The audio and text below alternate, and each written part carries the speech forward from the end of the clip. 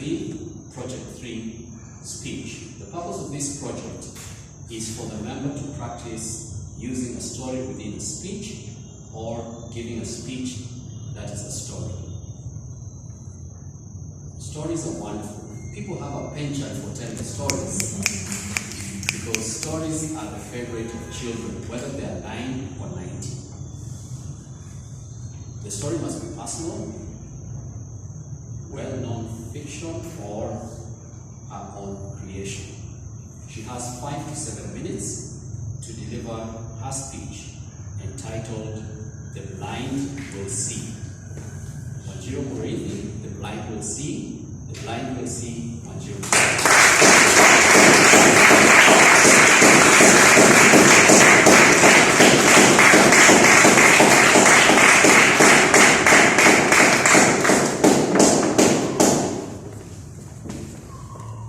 Have you ever been on a blind date? Who has? Your secret is safe with me. I have been on several blind dates.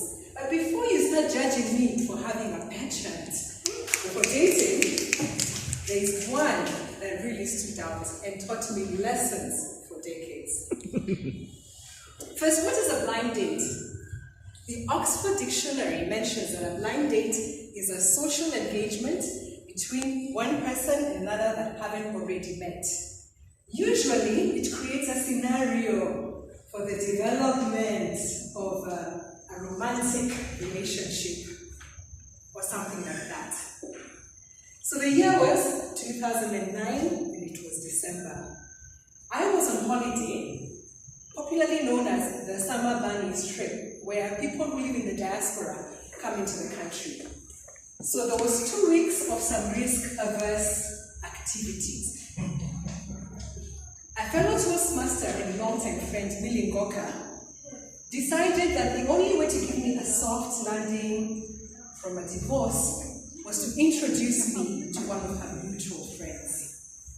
You know, the good thing about being introduced by somebody who already knows you is the assumption that they have done the due diligence and have seen what mutual connections you may have. And there is trust and security in the arrangement, isn't there? So I was given his number and we quickly settled for a breakfast meeting at one of the coffee shops at the Nairobi Museum. The venue was perfect. It's overlooking a river. There's trees around it, and this was great for this warm, sunny morning. First impressions really matter. So you want to come looking like you tried, but you didn't really try. So I opted for the girl next door aesthetic. He, on the other hand, tall, dark, handsome, like a double scoop of ice cream, showed up in his smart casuals. He had already made an impression. And then the conversation came so easy. We seemed to have so much in common. We were both living active lifestyles, love the outdoors, similar family values. Oh, I think I had found love and blind. You have expectations from a blind date, right? You hope that there will be room for a second meeting, even given my limited time. And second meeting, already I got. He, on his own accord, with no pressure from me, offered to invite me for a New Year's Eve party the same evening. How is that? Breakfast dates are really great. So clearly I had made an impression, or so I thought. We parted very well with the promise of the evening meeting, and given that it was his brother's house, he was already introducing me to family. So I waited for the call in the evening. Turns out my blind date was deaf because clearly he wasn't entering the school. He was also dumb because he never spoke to me or responded to my messages. And then the cherry on top, because I did meet him in social and business circles over a decade after. Amnesia. because every time I had to introduce myself again and again and again, like, am I that unmemorable? Time knows everything, doesn't it? 2 weeks ago, I was at a social function. Great, because of course we've been inside for a long time. Lo and behold, who do I see? Blind, deaf, dumb, and amnesia. He happens to be one of the key people in these functions, in the function I was attending. And he still looked very good. He had aged very well. Well put together. He still smelled really nice, smelling from afar, and carrying himself around the room like he owns it. He also had a big wedding band on his finger. So clearly time had been good for him.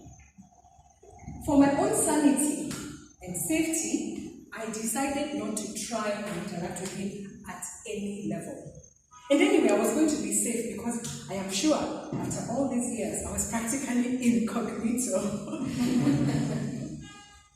As luck would have it, there I was sitting in a corner interacting with a group of friends, but I wasn't worried. He came, said hello to people, exchanged pleasantries. And then he turned to me. Hello. Haven't we met before? Really? So I tried to save face and say, in the last 2 years, we've all been online, so perhaps we look alike with someone you have known before. No, I think it goes further back. Seriously? I tried to keep it safe.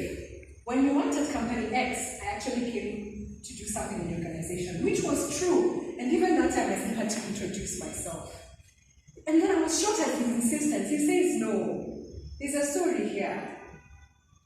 So I gave the challenge to him, then tell me where you know me from.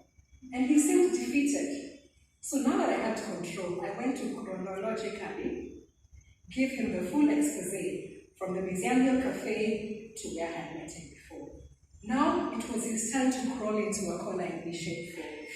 I wish I could have rejoiced in my victory, but I was actually very sympathetic. Because every interaction has 2 stories. He clearly could not remember. It hurt me, yes, but he was innocently saying he did not remember. I'm curious what triggered him in this particular scenario, though. So I tell you, every interaction has 2 stories. And I implore you then to be kind.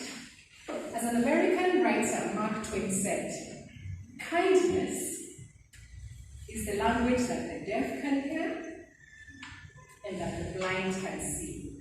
And in my scenario, Mr. Blind did indeed see me. Back to you, Joseph.